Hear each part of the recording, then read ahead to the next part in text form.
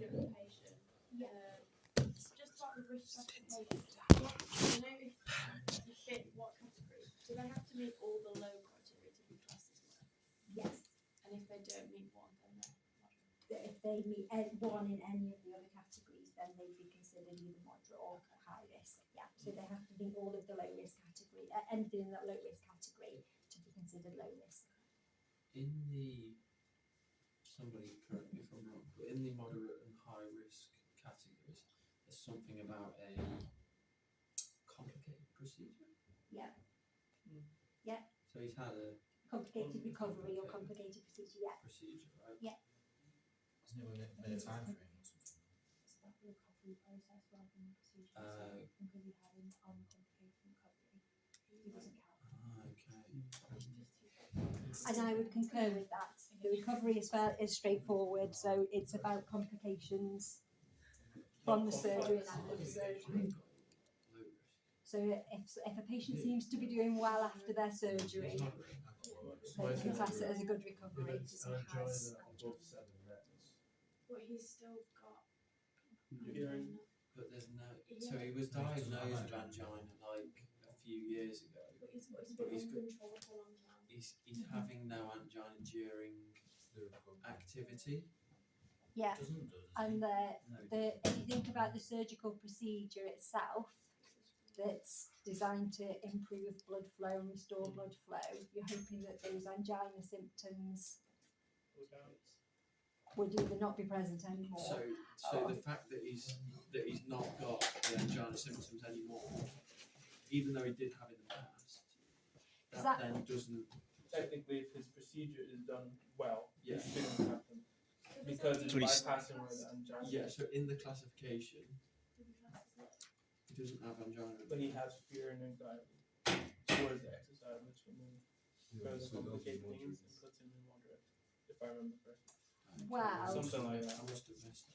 Yeah, well, in terms of mental health and anxiety and depression, it's only a clinical recorded Oh, right. depression that would up the risk.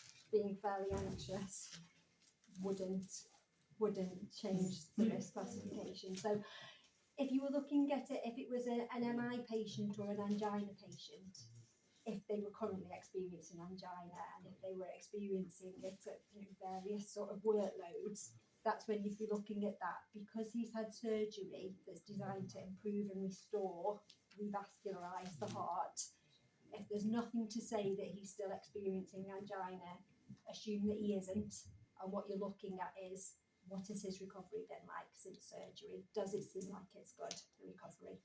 And in which case take that as being where you're thinking that he is. Same if he's a little bit anxious and a bit concerned, you probably think of that as a problem. But That's something that doesn't you'd want to factor in, Yeah. but it won't change your risk. I misunderstood that part. Yeah, it won't change your risk stratification unless it's clinical depression. Yeah. You know the Met army, Yeah. is that the maximum Mets you can go up to, or is that like something you don't advise, like that kind of Met level for the exercise prescription? Yeah, so the Mets can give you an idea of what he's likely to be able to manage. So, correct me if you're wrong, if I'm wrong, because you'll know the case more than I will. But I think, have you got a VO2 max or have you got a VO2 peak? You've got a max to go on. Okay, so you can work out his maximum Mets, can't you, from that? Yeah. Peak. Peak is Peak. A peak, okay. So it's already that it's an estimate of his max. It's not a true maximum anyway. So there is a distinction between your VO2 you wouldn't peak be and the working at VO2 that max. You'd be working below that. Yeah. So you want to treat it in the same way as if you were saying, actually, if I'm doing moderate intensity exercise, I'd be about 40 to 70% of my heart rate reserve. If I was doing moderate intensity exercise based off METs, I'd be working at around 40 to 70% of my maximum METs as well. Yeah, Okay, yeah. so it gives you an idea of what level he can physically do and what types of exercises might be considered moderate level for him. Yeah, yeah. So you can say what you can, so you can use it in multiple ways, can't you? You can use it as part of your exercise prescription to think what things might he be able to do, but it's also relevant for your risk stratification, isn't it? In terms of what net value is he hitting, can he be considered low risk or not. Training, you could go up to the full net. You could, but you'd be going into the higher intensity range though. Remember, because the VO2 peak it's a prediction. It's predictive as an estimate of what his maximum is. So as soon as you go higher to the end of range with him, you are going into a higher intensity type of exercise. So using the VO2 peak, because obviously with VO2 max you can calculate his METs. Yeah. Maximum tolerance. Yeah. So with VO2 peak, would you do the same calculation, but it's just an estimate? Yes, same, but you're estimating it, and it's because it's off a different type of exercise test. Okay. Yeah, so he's had a sub-maximal test. It's like a field-based test. So VO2 peak is an estimation. It's an of VO2. estimate. They think that that's probably where his max would go to, Okay. but your VO2 max is off a graded exercise test. It's usually, I don't know if you've covered it in detail, but it's usually like a Bruce protocol test. Okay. Let's stick with the cardiac patient then, so we're not sort of flitting back and forth. Right. Any other questions generally about your cardiac teaching for this module? And we'll think about it quite broadly in relation to the patient. This, will it, Say again, so sorry. practical element, Yes. would it just be about prescribing exercise? Likely to be if it is around that. Yeah. So your prescription in terms of what are you setting it at? Yeah. Your safety aspect of that. So what would you check about this patient first before starting exercise? So if you're thinking about sort of screening him, what would make sure that he's safe for exercise? And then your specific things around, he's a cardiac patient still, you're still treating him like a cardiac patient even though we've had this revascularization procedure. You're still thinking about he needs a prolonged warm-up, the reasons why he needs a prolonged warm-up. Okay, so still follow your guidance in terms of that extended 15-minute warm-up. He's a cardiac patient. What are your parameters for your aerobic exercise? If you're doing resistance exercise, where are you putting it in the program? Okay, and the importance of that cool down. And with him, obviously, he's a surgical patient, hasn't he? So think about the incision, and think about when, how much of that resistance work might you want to do? At what stage in his program might you want to increase the amount of resistance work that you do? If you think about your rehab program extending over several weeks, as to where would it be well placed, and then also think about how you might progress the exercises as well. So thinking about types of exercises you can do, the sort of structure for your warm up, aerobic resistance and cool down, and think about if you were needing to progress the exercises as the weeks go on, what might you do? Okay. Do you want to have a bit of a think about that in terms of, do you want to have a bit of a discussion about how you might, what things you could do if you've got a circuit based? So what things could you do if you've got a circuit based session where you've got somewhere you do some condition type exercises, aerobic exercises, and then you've got a bit of active recovery at a station and you're mixing round? What things could you do to progress? To progress. Reduce the rest times. Yeah, so reduce the amount of time you're spending in active recovery. Yeah, so give them a shorter time in that, or miss some of them out completely. So just take some of those out and make them spend longer in those more sort of aerobic conditioning based exercises. You can increase the reps.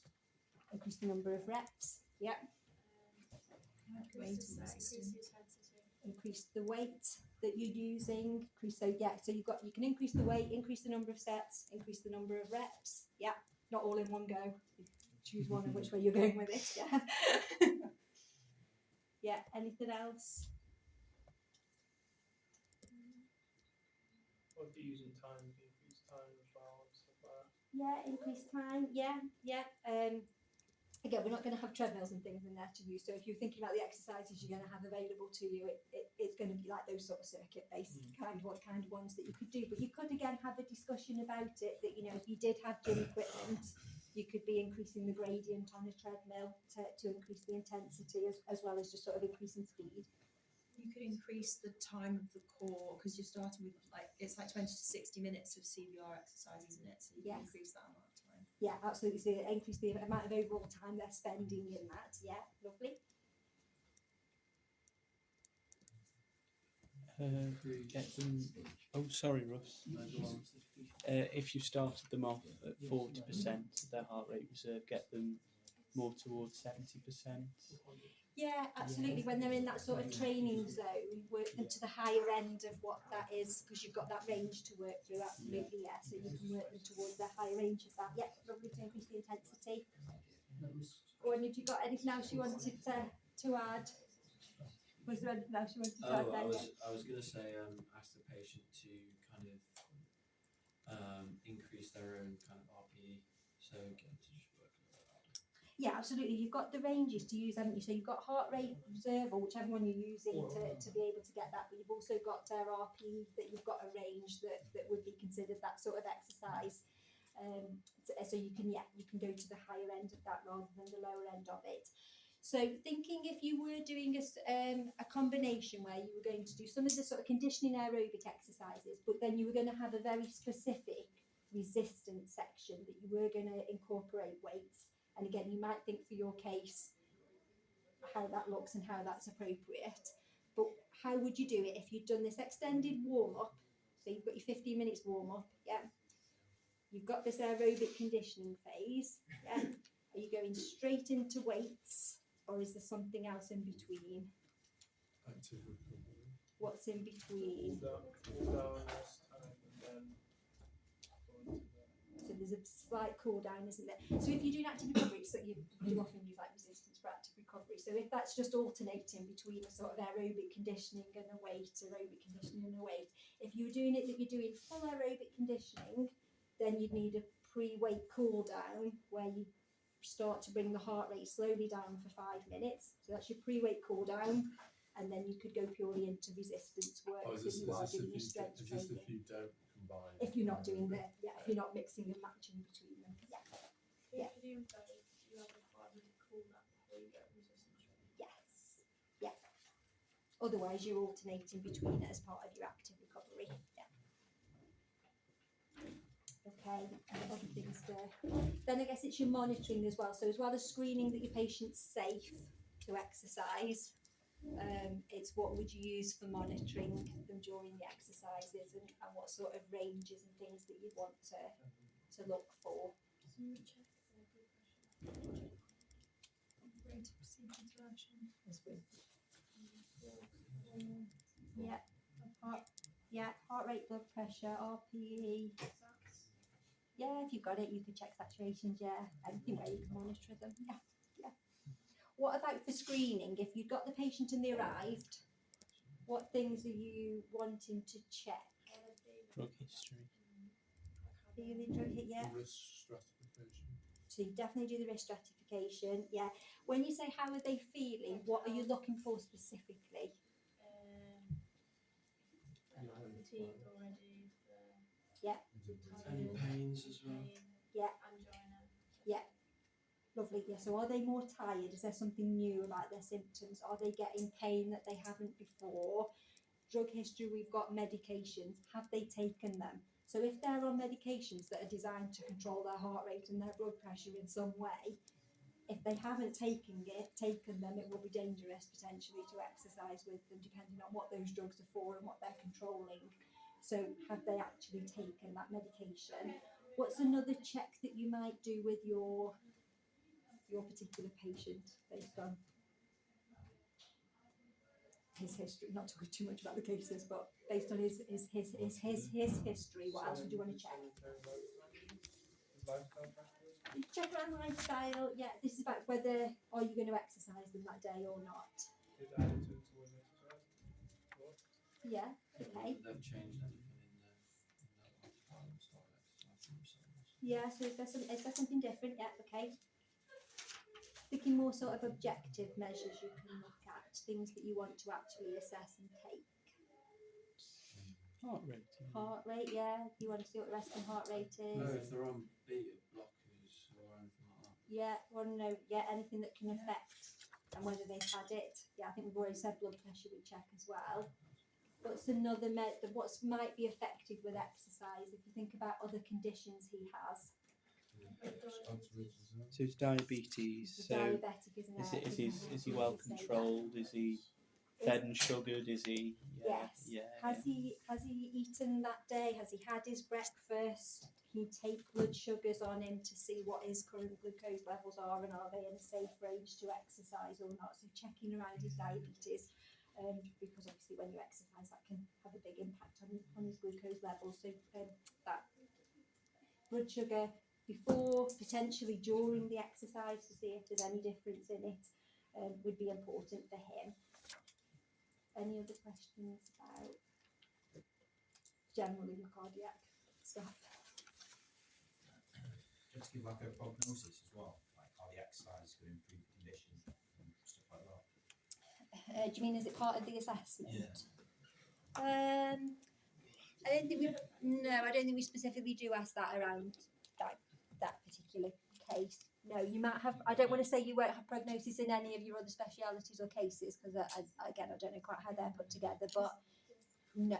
We want you to know the condition. We want you to know a bit about the underlying pathophysiology there. So although he's had surgery, why has he needed surgery? So don't skip the bit of what is coronary heart disease, what does cause narrowing of the arteries. Okay, so you're still going to need to think about that as well as sort of knowing he's had surgery though, so he's got that stenotomy incision and there might be some precautions around that and around healing times that you would need to factor in if you're putting an exercise program together. One of the things you've got to think about is what are realistic healing times then, especially if you're going to be doing upper body work with him. So knowing your healing times, knowing if there's things that affect healing times as well. So he's diabetic, isn't he? So that again can delay or potentially give problems with wound healing. So again, having that awareness of that things might be slightly slower for him, so you can have a discussion about that.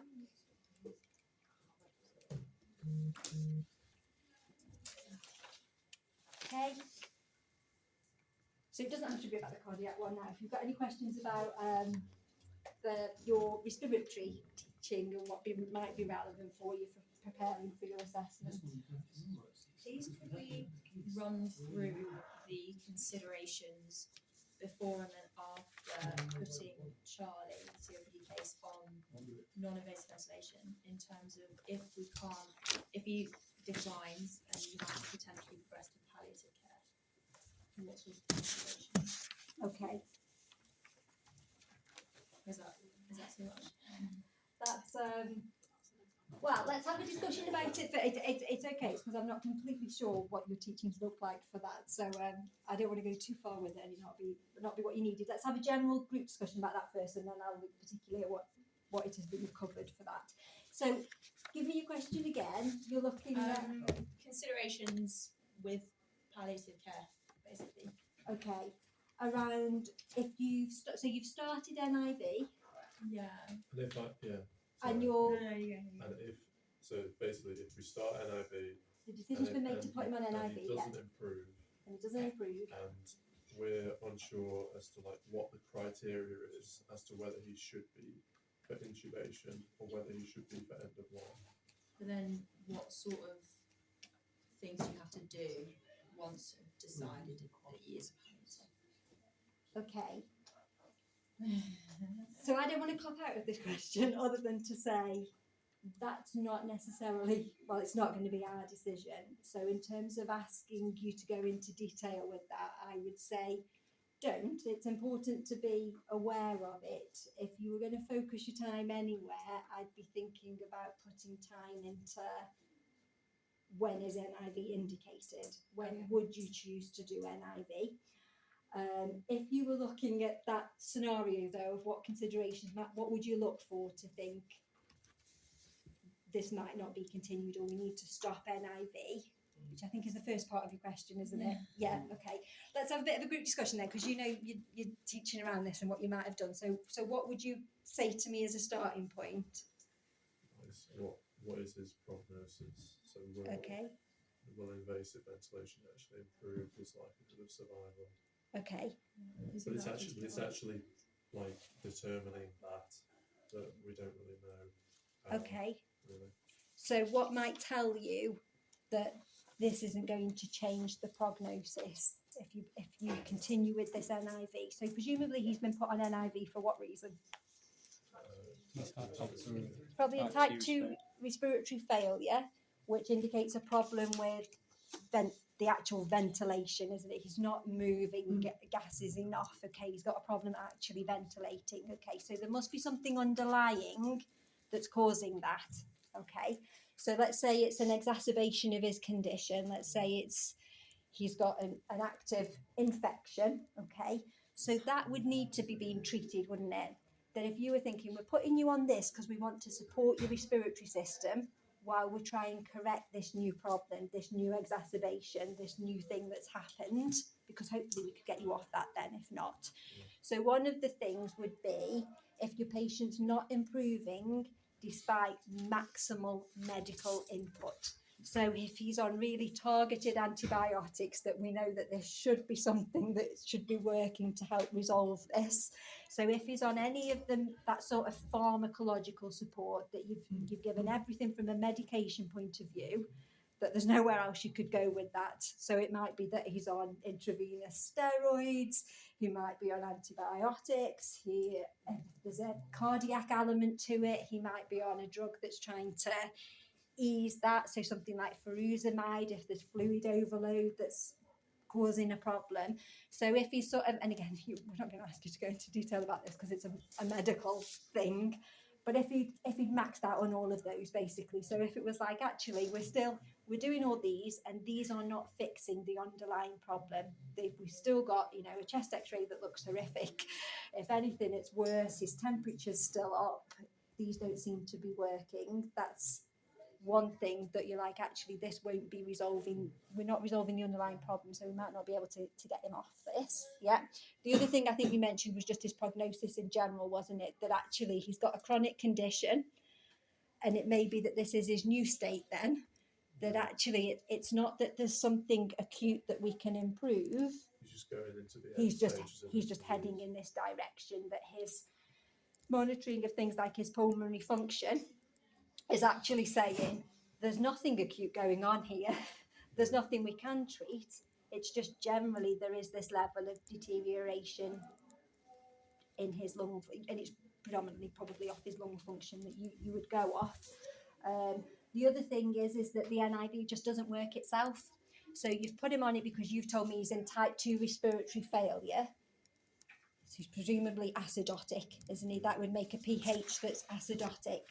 So it may well be that actually you put him on NIV, it doesn't fix the acidosis. So if he stays in that condition and actually the input that you can give from NIV and what it can do doesn't fix it enough, doesn't help him to actually improve that acidosis. So again, and if you think about what happens to the body when you're in an acidotic state, and start to cause, things start to react in all sorts of toxic environments, it starts to release all sorts of toxins, so it's likely to go down the point of end of life anyway.